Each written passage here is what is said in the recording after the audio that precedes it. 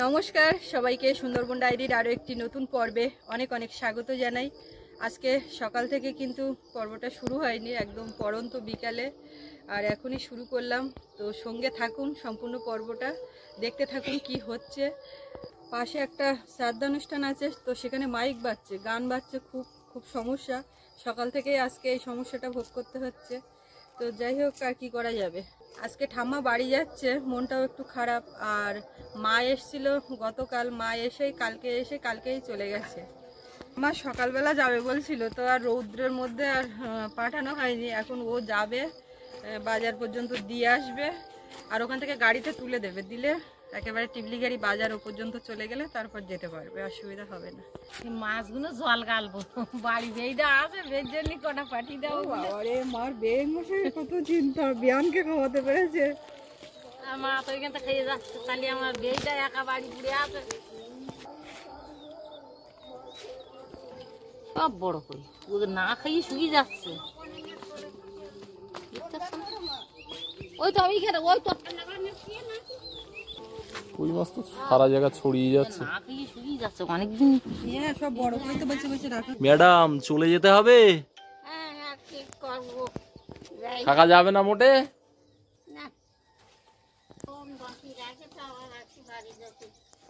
বাঁচি রাখবে না তা কি, ভগবান অনেকদিন বাঁচাবে। এখন কেন করবে না। আজকে তো 19 তারিখ, আর আজকের ডেটে কিন্তু আমাদের যাওয়ার কথা ছিল ওদিকে ক্যানিং পিয়ালি ওই দিকটায়। আপনারা জানেন, অনেকেই বলছিলেন যে ডেট এসে গেছে, সময় এসে গেছে যাওয়ার। 19 তারিখ করে একটা ডেট নেওয়া ছিল হসপিটাল থেকে। এখন 19 তারিখটা যে শনিবার পড়বে সেটা মানে বারটা জানা ছিল না। এখন মা বলে শনিবার বাড়িতে যাওয়া যাবে না, দেখো কি অন্য ব্যবস্থা করা যায়, হয় আগে যাও। এবার আগে আর যাইনি, এখন হসপিটালে ফোনাফুনি করে কথা বলে ডেটটা সামনে সোমবার দেখে করা হয়েছে। আর আমাদের জীবনে যা কিছু ঘটে, যা হয়, সব কিছু তো সোমবারে। তো সোমবারটাই শুভ দিন বলে আমরা জানি, মানি। তো এখন ওই সোমবারে যাওয়ার ডেটটা ফিক্সড হয়েছে। হাতে তো আর একদম সময় নেই, মাঝখানে কালকের দিনটা আছে। তারপরে দিন আমরা সবাই বলতে দেখা যাক এখন কে কে যাচ্ছি, রওনা দেবো। আপনারা তো সবটাই দেখতে পাবেন, জানতে পারবেন। আর সামনে দিনগুলোতে কতটা কি ভিডিও হবে বা রোজ ভিডিও আসবে কিনা তাও বলতে পারি না। এতদিন পর্যন্ত তাও কন্টিনিউ করা গেছে, এরপরের পরিস্থিতি কি হবে বুঝতে পারছি না। তো আপনারা একদিন ভিডিও না আসলে খুব চিন্তা করেন, এটাও জানি। মাঝখানে একটু দেরি হলো সেদিন ভিডিও আপলোড হতে, তো সেদিনও আপনারা খুব চিন্তা করছিলেন। তো চিন্তা করবেন না, যখন যা হবে মোটামুটি আপডেট দিতে থাকবো। আর আপডেট দিতে থাকবো বলতে আমি দিতে থাকবো না, আমি আর পেরেও উঠছি না, ও দিতে থাকবে। এবার ও তো মানে কতটা কি পারবে সব দিকে সামলে সেটাও বুঝতে পারছি না। এ কদিন তাও আমি না পারলেও ভিডিও যেন বন্ধ না হয়, চলে যেন রানিং হয়, এই ব্যাপারটার উপরে আমি খুব জোর দিই। তো এখন করে ওকে বলছিলাম যা হয় হোক, সবার শরীর বাঁচিয়ে, আর তাছাড়া চারিদিকে সামলে যতটুকু যা পারবে করবে, এরকম। আর বেশি করে টেনশানে মাথা কাজ করছে না ওর আর কি। আমার এই বিষয়টা নিয়ে এদিকে সব চারিদিকে সব ছেড়ে দিল, দিয়ে এই বিষয়টা নিয়ে খুব টেনশানে আছে যে কিসে কি হবে, যতদিন না সব কিছু ঠিকঠাক হচ্ছে, চিন্তামুক্ত হচ্ছে না। ওই জন্য চাপে পড়ে মাঝখানে বলে ঠিক আছে আর এসব হয়ে যাক তারপরে হবে, এখন কিছু হবে না, বন্ধ থাকে, এরকম মাঝে মধ্যে বলে। আমি আবার তার ফাঁকে বলি বন্ধ থাকলে হবে না, যাও আগে ওঠো, এই করো ওই করো। উঠতে পারি না, কিন্তু শুয়ে ডিরেকশনটা কিন্তু ঠিকঠাক মারি। তো এইভাবে চলে, আর আমি তো কিছু করতে পারছি না, মার উপরে অনেকটাই প্রেশার পড়ে যাচ্ছে। আর আপনারাও সে কথা বলছেন বা বুঝতে পারছেন, আমরা নিজেরাও জানি, কিন্তু কাজের লোক একজন ছিল, সে তো ওই অবস্থা কন্ডিশন হলো বললাম। এবার তারপরে যে হুট করে একজনকে নেব, অনেকের এমন মন্তব্য হচ্ছে যে টাকা পয়সা থাকতেও নিচ্ছে না, এই করছে না সেই করছে না, এরকম ভাববার কোনো কারণ নেই। মানে এখন তো প্রয়োজন জানি।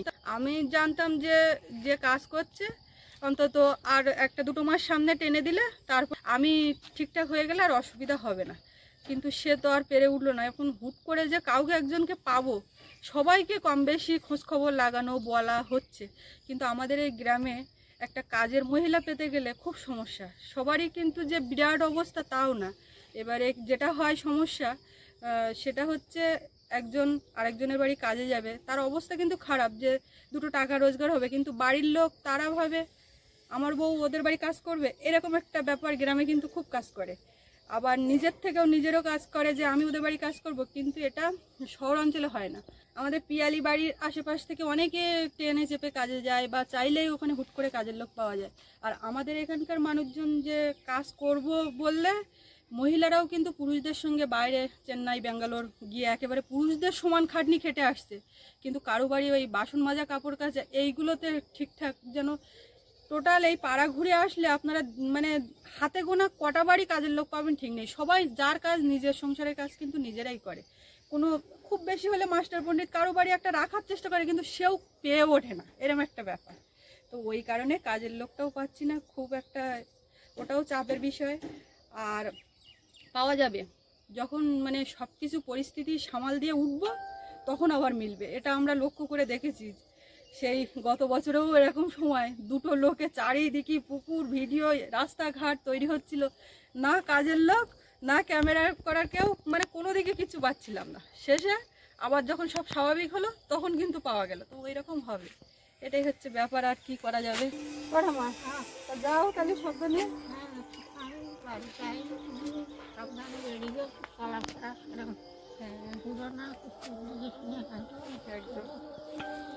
ঠাম্মা কি বললো আমি শুনতে পাইনি।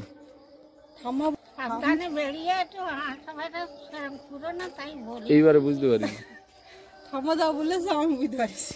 সাবধানে থাকো, আস্তে আস্তে চলাফেরা করো, এদিক ওদিক বেশি করো না, আস্তে আস্তে থাকো, ভালোভাবে থাকো, যা বলেছে অনেক ঠিক আছে। ও এইবার আসল কেটা পেয়ে গেছে। আগের দিন ঠাম্মাই আসছে, ও তো জানে না, এসে ঠাম্মা শুয়ে আছে, বলছে কি বলছে, ও বড় মা তাহলে কে তুই? হ্যাঁ তোমার বাবা শোনা এসে গেছে। বাবা শোনা বলে ডাকে, তাই বলে তোমার বাবা শোনা এসে গেছে। এ তো ঠাকুরদা রেডি হয়ে কোথায় বেরোলো? ও অনেক জায়গায় যাবে, আমরা কথা বলছি, টুক করে বেরিয়ে গেল, কিছু জায়গার ওপর যাবে, সারদো বাড়ি যাবে, ডাক্তার কাছে ওষুধ আনতে যাবে। তোমার আর উপরে আসতে হবে না। ফাইনালি জায়গা কিরকম অবস্থা হয়েছে তাই দেখতে যাচ্ছে। ওরা মা তুমি এরকম সাবধানে থাকো, যাচ্ছে বাড়ি।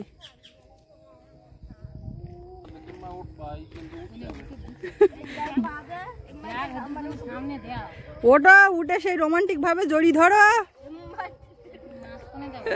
চপটে ধরবে একেবারে, যার পেছনে ওঠে।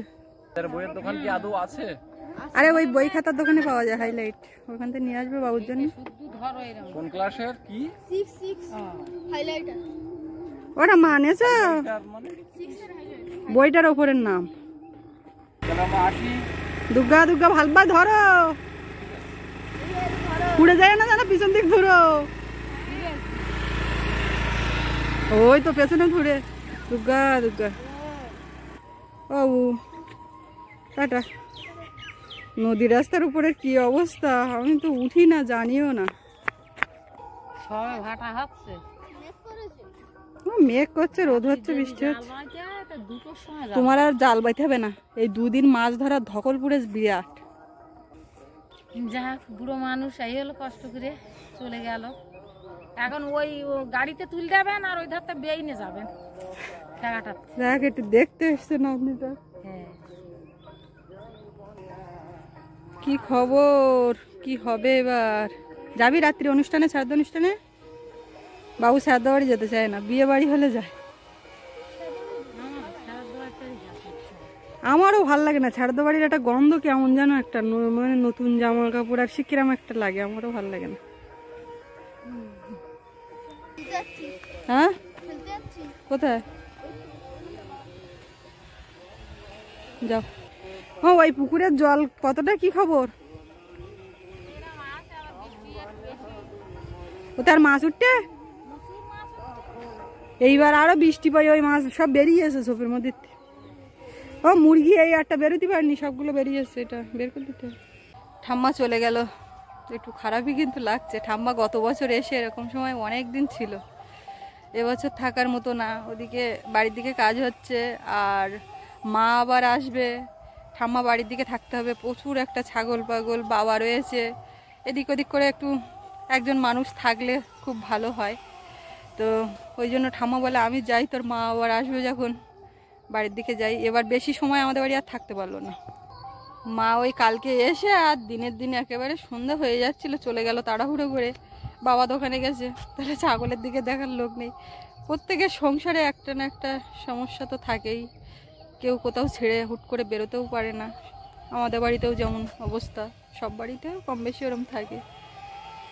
তো এবার 2-3 দিনের ওপরে থাকলে তো একটু বেশি খারাপই লাগছে, মনে হচ্ছে যেন আরও কদিন থাকলে। এবার থাকলেও তো আমি থাকবো না বাড়িতে, এবারে বেশি সময়টা মেয়ের বাড়ি ওই দিক থেকে কাটিয়ে এসছে, এদিকে আর হলো না। এইটার ভাঙতে ভাঙতে এই ওপর থেকে একটু একটু করে মা নিয়ে গেছে ঘরটা। পুরোটা এবার ভাঙা পড়বে, কেননা এখানে জ্বালানি যা কেনা হয়েছিল শেষ হয়ে গেছে। আবার ওদিক থেকে এসে সব জ্বালানির ব্যবস্থা করে কিনে কেটে নিতে হবে, নাহলে সামনে বর্ষাকাল আবার জাত করতে হবে। সারাদিন যা গরম দিয়েছে, এখন একটুখানি যা হাওয়া ছাড়ছে, ভালো লাগছে। এগোনে মা এই পুকুরের সমস্যা মেটানোর জন্য নদীতে কিন্তু আর ঠিকঠাক জাল ফেলা বা জাল পাতা এই সিস্টেমটা করতে পারিনি। এক পুকুর নিয়ে খুব চিন্তায় ছিল। ওটা মা, তুমি তাহলে বসো, একটু লোক না হলে তো ছাড়বে না, একটু দেরি হবে। আমি আবার একটু যাবো ওদিকে, তা আমি আসি তাহলে। তুমি বাড়ি গেলে ফোন করবো কোন? ঠিক আছে, আর তুমি সাবধানে বসবা। দোকানটা কি সকাল সকাল খুলেছে না বিকাল বিকাল? হ্যাঁ, 4টায় খুলেছি, 4টায়। তাহলে বিকাল বিকাল। কেমন আছো? এই না মরে গেছে। কেন মরে যাওয়ার কথাটা আসছে কিসে? এই বেঁচে আছি গরমে। Ticket confirm Amarnath. সবার এই ভাগ্য হয় না, বুঝলে কানুদা? এদিকে কানুদা, এদিকে এই যে স্বপন মুদি, আর এদিকে এই যে নব ময়রা, সব অমরনাথ যাত্রী। পলাশ এখন খুব ব্যস্ত, যেহেতু আগামী নতুন অতিথির আগমন ঘটবে সে নিয়ে ও এতটাই ব্যস্ত যে সত্যি কথা বলতে কি টেনশনও আছে, চাপা একটা ভিতরে টেনশন আছে। বোধহয় সোমবারে পিয়ালি চলে যাবে, সোমবার। আর এই মতো জায়গায় আর আমাদের একটা আপনাদেরকে সুখবর দিই, বাবা মহাদেবের একটা মানে আশীর্বাদ পেয়েছি অনেক কষ্টে। অমরনাথের পারমিটটা পেয়ে গেছি 16 তারিখে। আমরা 16 তারিখ অমরনাথ মানে হাঁটবো। তোমাদের পূর্ণ হোক, তোমাদের পূর্ণ হোক। শুধু আমাদের বলতে আমরা 8 জনের টিম আছি এখানে। আমার হ্যাঁ, বলে রাখা ভালো, কমলও কিন্তু টিম মেম্বার। আমাদের 8 জনের টিম আছে। আমি আছি, স্বপন আছে, স্বপন হালদার, নবকুমার মণ্ডল, কমল মণ্ডল, আমাদের কমলকে আপনারা চেনেন, কমল আছে, জয়ন্ত আছে, আর আছে আমার একটা বন্ধু আর কবি উত্তম, যার লেখা ফেসবুকে আপনারা দেখেন। কবি উত্তম আছে, ও তো আমার ভাই, সবার থেকে বড় আমি, সবারই দাদা একদম। আর আমার একটা বন্ধু আছে স্কুল টিচার, সঞ্জয় মাস্টার মণ্ডল, ও হাই স্কুলের টিচার। এই মতো আমরা 8 জন আছি। আমরা 8 জনই খুব টেনশনে ছিলাম যে পারমিটটা পাবো কিনা, কারণ অনলাইনে অনেকেই অ্যাপ্লাই করার পরে পারমিট আসেনি, তারা আবার অফলাইনে গিয়ে ব্যাংকে 2 দিন ধরে রাত জেগে জেগে লাইন দিচ্ছে। আমাদের এই বিবাদীবাগ বাবুঘাটে, ওখানে ব্যাংকটাতে 300 থেকে 400 পার ডে লাইন পড়ছে। অমরনাথ যেতেই হবে। হ্যাঁ, এই যে অমরনাথ যাত্রী আরেকজন নবকুমার মণ্ডল। এ কোন নবকুমার? শরৎচন্দ্রের নবকুমার? মিষ্টি নবকুমার, গজায় বিখ্যাত নবকুমার, সুন্দরবনের গজা বিখ্যাত, গজা প্রস্তুতকারক। কেন তাহলে তোদের যাত্রা কবে? আমাদের যাত্রা 11 মার্চ, জুলাই। তোদের যাত্রা শুভ হোক। তাহলে 11 তারিখে তোমরা হাওড়া থেকে কোথায় উঠছো? হাওড়া থেকে হিমগিরিতে উঠছি, তারপরে আমরা জম্মু তাওয়ায় চলে যাব। জম্মু তাওয়াই থেকে আমরা একটা পারমিট, আমাদের এই যে মানে অনুমতি পত্রটা আমরা গভর্নমেন্টের পেয়েছি, ওটা দেখালে এবং আমাদের মেডিকেল সার্টিফিকেট এবং ফটো আধার কার্ড দেখালে একটা পারমিট দেবে, যেটা গলায় ঝুলিয়ে যেতে হবে। তো সেই পারমিটটা আমরা ওখান থেকে জম্মু তাওয়াই থেকেই কালেক্ট করব। ওখান থেকে আধা 1 ঘন্টা দূরে একটা জায়গাতে পারমিট দেয়, আমরা সেখানে যাব না, জম্মু তাওয়াই স্টেশনের বাম দিকেই পারমিট ওখান থেকে নেব। নেওয়ার পরের দিনই আমরা ওখান থেকে বা পেহেলগাঁও উদ্দেশ্যে রওনা দেব। প্রায় 8 ঘন্টা জার্নি আছে। ঠিক আছে, তাই হোক। ওদিকে ঠাকুমাকে ভ্যানে উঠিয়ে দিয়ে এলাম, ভ্যান এখনও ছাড়েনি, লোক না হলে ছাড়বে না। তো আমি এখান থেকে বাড়ির দিকে যাব। যাওয়ার পথে দেখি কানুদা দোকান খুলেছে, কানুদার এখানে একটু বসে যাচ্ছি, বেশিক্ষণ বসবো না, আবার আসবো সন্ধ্যাবেলা। আমাদের গুড্ডু গুড্ডি কত বড় হয়েছে দেখুন, দুজন একসঙ্গে চড়ে বেড়াচ্ছে। এরা কিন্তু আরও একটু বাড়তো, গলায় দড়ি পড়ে যায় তো, যে কারণে এই সময়, এই বাড়ার সময়তে বেঁধে রাখলে সমস্যা, ঠিকঠাক খাওয়াটাও নিজেদের মতো চড়ে খেতে পারে না। এই চারিদিকে মাঠে ডাল, এবার লোকের বাগানে গেলে তো সমস্যা, যে কারণে বেঁধে রাখতে হয়। এই বিকালবেলার টাইমে একটু ছেড়ে দেওয়া। মা ওদিক থেকে এসে কোন দিক গেল, ছুটলো ওই মাথার দিকে, জানো কোথাও আবার ছাগলের ব্যাপার আছে। আগে একেবারে ওই মাথা পর্যন্ত, এ মাথার থেকে ও মাথা হাঁটাচলা করতাম, তারপরে এই ঘরের কোণার থেকে যাই, আর এখন খুব বেশি হলে এই কোণা, এই পর্যন্ত, এই ফুল গাছ পর্যন্ত আসি, খুব বেশি হাঁটাচলাও করতে পারছি না। ওই তো আসছে ম্যাডাম ওই দিক থেকে। আমার মনে হচ্ছে বাবা ওই দিক থেকে চলে গেছে, ঘরে দরজা দিইনি নাকি, সেই জন্য না কি বুঝতে পারলাম না। কি খবর, ওদিক থেকে আসছো?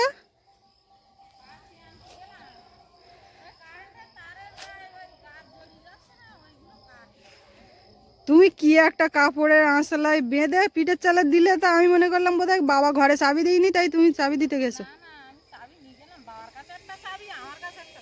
বাহ, এ তো হবে মা, হবে হবে। তুমি যেটা অবস্থা করছিলে ও কিন্তু উঠে চড়াবে, উঠে আছে।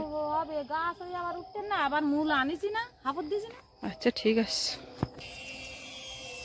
কটা ফুল গাছ এইখানে যদি সবগুলো থাকতো কি সুন্দর দেখাতো।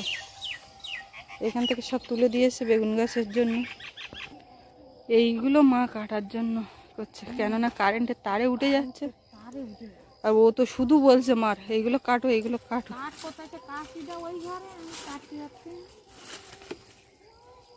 তরুলির ডোক তো নিচে দেও প্রচুর হয়ে আছে, কটা খাবা?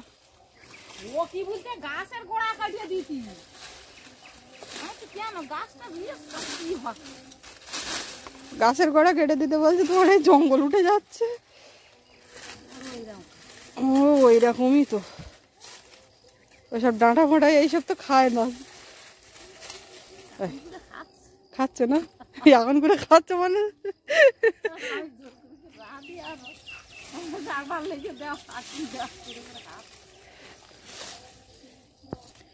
সময়ের সঙ্গে সঙ্গে মানুষ অনেক কিছু পরিবর্তন হয়।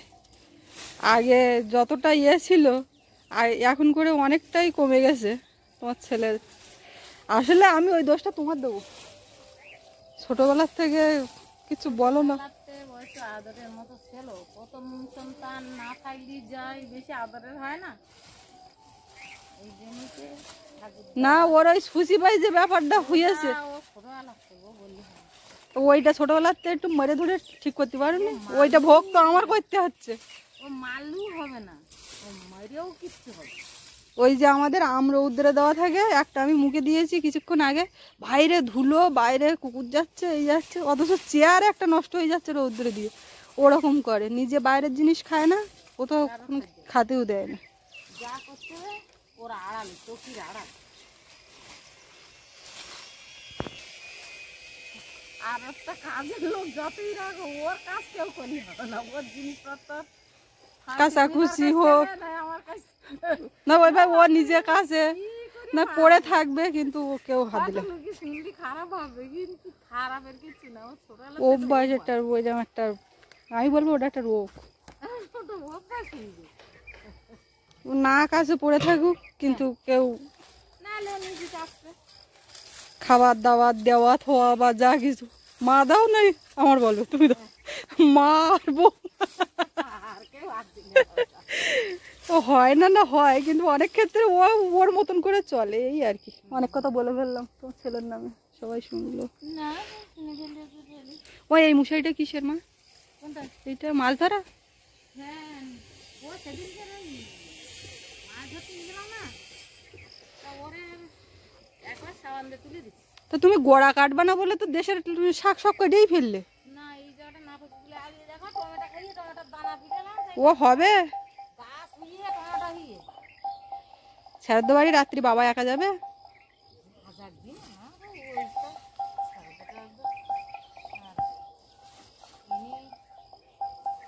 ভালো লাগে না আমাদের বলছে মানুষ তো। ওই যে মাসিমা এই পাশে মারা গেছে, আমাদের বাড়ি কতবার এসছে এই খাওয়া দাওয়ার অনুষ্ঠান টান হলে এসে কাটাকুটো করা এ করা। আমার খুব খারাপ লাগে। মানুষ দেখতে দেখতে পটপট করে। আমি সে শাড়ি দিয়েছিলাম, ও মা এই দেখো তোমার দেওয়া শাড়ি পরেছি, আর ওই মানুষ যখন চলে যায় তখন তার সেই সমস্তগুলো মনে পড়ে। ছেলে নেই তাদের আবার। এরা সারাদ্দ করতেছে 13 দিন ভালো করতেছে, ঠিক আছে। টমেটো গাছটা হবে, হ্যাঁ হ্যাঁ টমেটো ধরেছ তো, এই না এই দেখো টমেটো ধরে দেখতে পাচ্ছি আমি।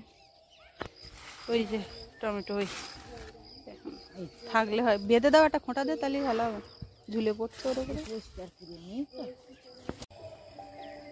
এক্ষুনি দিয়ে চলে আসছো? ঠাম্মার দিয়েই তো এক্ষুনি চলে আসলো, গেল আর আসলো, কতক্ষণ লাগে। তো ভ্যানে তুলে দিয়ে এসছে, ভ্যান ছেড়েছে কিনা সেটাই ব্যাপার, লোক না হলে ছাড়তে চায় না। আজকে যেহেতু শনিবার, আর শনিবারে গোসবা একটা হাটবার বা অফিসিয়াল যা কাজকর্ম থাকে শনিবার একটু সবাই যায় বেশি করে গোসবাতে, যার যা দরকার থাকে। তো সেই কারণে ভ্যানটা লোকজন হতে পারে, ওই পথ দিয়েই তো যাওয়া আসা করে। দয়াপুর ফেরিঘাট হয়ে ওটা হচ্ছে দয়াপুর থেকে ভ্যান একেবারে টিবলিগেরি বাজার। আর আরেকটা আছে গোসবা দিয়ে ওই সাইডে, যেটা জটিরামপুর হয়ে আসা। আগে ও বাড়ি থাকতে জটিরামপুর হয়ে যাওয়া আসা করতাম আমরা। আর যেহেতু একেবারে দয়াপুরের এই ঘাটের কাছাকাছি এখন থাকা হয়, তো কোথাও যেতে হলে আসতে হলে দয়াপুর ফেরিঘাট পেরিয়ে এখান থেকে আমরা আসা যাওয়াটা করি। আর মা তো যা কটা মাছ রেখেছিল ওইগুলো দিল ঠাম্মার কাছে। আর ফাইনালি আজকে আমাদের সব মাছ বিক্রি কমপ্লিট হলো, আর একসাথ খাওয়ার মতো রেখে মাছ সব বিক্রি হয়েছে আর কি। তো টোটাল মাছ বিক্রির পর কত টাকা হলো সেটাই আজকের আপনাদেরকে বলবো, কেননা আগের দিন অর্ধেক হয়েছিল, যে পর্যন্ত হয়েছিল সেই পর্যন্ত বলেছিলাম। তো টোটালের উপরে 3000 টাকা মাছ বিক্রি হয়েছে, আর খাওয়া হয়েছে তো 3000-এর ওপরে। 6000 টাকা পুকুর নেওয়া, মোটামুটি এই হচ্ছে লাভ লসের গল্প। যাই হোক, মাছ অনেকটা একসঙ্গে দেখে আনন্দ, খেয়ে একেবারে পুরো ইয়ে হয়ে গেছে। মাছ খাওয়ার এটা ভুলে যেতে হবে এবারে আস্তে আস্তে। কি ব্যাপার, এবার একটু হাওয়া ছাড়ছে, সারা দুপুর কি প্রচন্ড গরম, অস্বস্তি, কষ্টকর। মেঘ তো গরমে প্রত্যেকদিন সন্ধ্যাবেলা মেঘ করছে, বৃষ্টি আসার একটা চান্স। কোনোদিন হচ্ছে বৃষ্টি, কোনোদিন হচ্ছে না। দিয়ে এসছো? ঠাকুমাকে ভ্যানে বসিয়ে দিয়ে আসলাম, লোকজন তো হয়নি এখনো, পরের খেয়া এলে লোকজন এলে তারপরে যাবে। সামনের সিটে বসেছে, পানের কৌটো পড়ে যাচ্ছিল, তারপর আবার গুটিয়ে এক জায়গা করে দিলাম। আর তারপরে চলে আসলাম কানুদার দোকানে, একটু গেলাম। কানুদার দোকান থেকে পাল্লাটা নিয়ে আসনি কেন? সে বাটটা যেটা, ওইটা কিন্তু আমার মাথায় ছিল, কিন্তু যাওয়ার সময় মাথায় ছিল, ওখানে গিয়ে যখন গল্পে মজে গেছি। আর দাদা তো কখন আবার সোনারপুর চলে যাবে, তখন ওইটা ওইখানে থেকে যাবে, সেটাও খুলে গেছে। সব দোকানপাট এখন দোকানে নেই। পাওনি?